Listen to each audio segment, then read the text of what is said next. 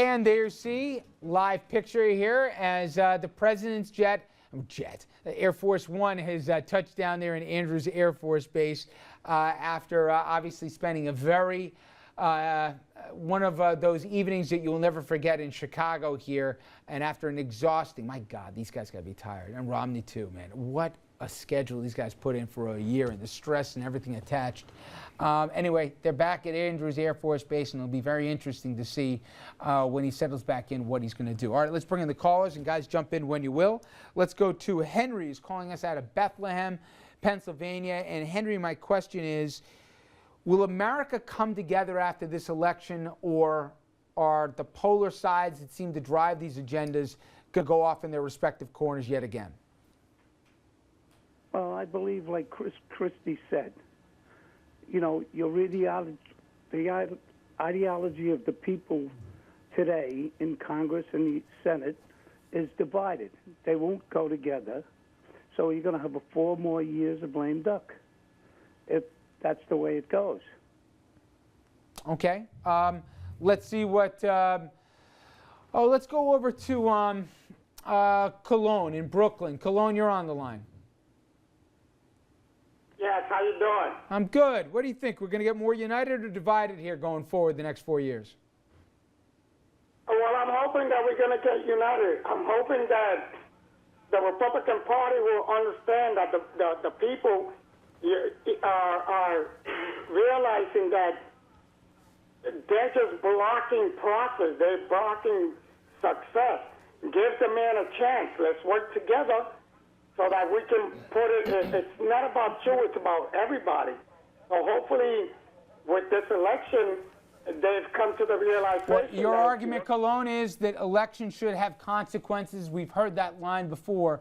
We'll see if the memo gets to GOP headquarters. But if you're just waiting for the better angels of the Republicans' nature to pop out and, oh, okay, we need to come together and everybody, like, I just don't see that happening. Well, you know, part of the problem is it's the president's, it goes to the president's own desk here. And by that, Dominic, he outsourced the dirty work to his guys to try and carry the message to not only Republican members, but Democratic members.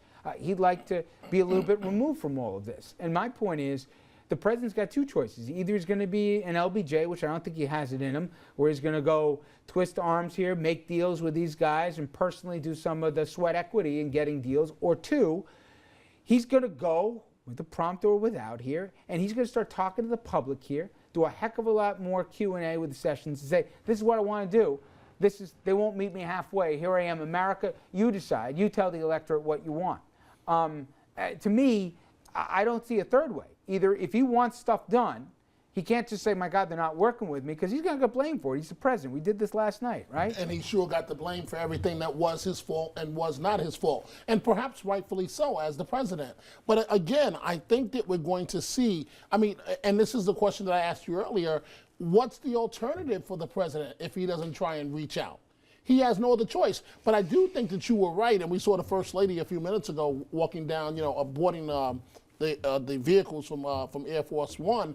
But and one other thing that's just standing out in my mind, the president took a lot of ridicule for using teleprompters. You mentioned teleprompters. Well, guess who was on the teleprompter this afternoon?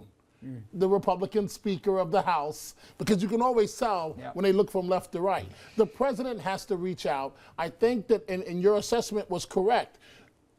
Everybody, there's going to be some pain for everybody. So I think we're going to finally see a tax increase on the wealthy. Something that the president, it was very important to him going back to the days of Bill Clinton. Maybe it won't be 39. Maybe it'll get to 37 but there'll be or something. whatever. But there'll be something. But the president's supporters need to understand there will be some pain in terms of spending cuts to social programs. I think what they'll do maybe is they'll come to he's got the leverage. And maybe he can say, I'm going to run to the 11th hour and you guys are going to lose. But if he wants to have, and I think he does, because every president cares about, what's that word in their second term? Their legacy, right? He wants to have some big things more than just Obamacare attached to his name when it's all said and done.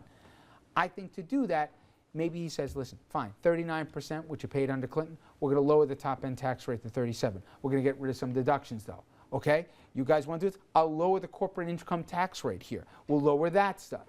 So they can make some horse trading as this goes in. Maybe they'll reassess. They'll tweak Dodd-Frank here, make some of the guys happy as it relates to the financial sector, but still keep some real reforms in right now. And I know when you hear this, it's an anathema to the left to say, geez, you guys pick up seats in the House, you pick up seats in the Senate, you win the White House. Why are you reaching across the aisle to guys who don't even think you're a legitimate president?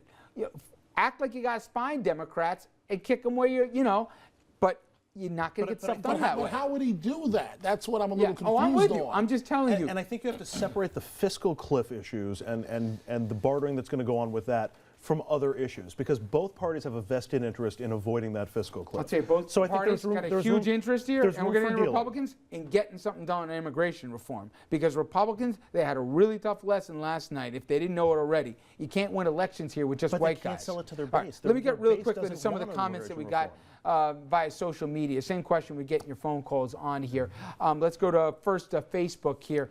And our first comment, it comes from Alicia, who writes, I pray unite. I know there's a lot of upset people, a lot of happy ones too, but we'll never move forward if we can't do so ourselves. Anita wrote, unite if we all work together and stop looking at everything as black and white.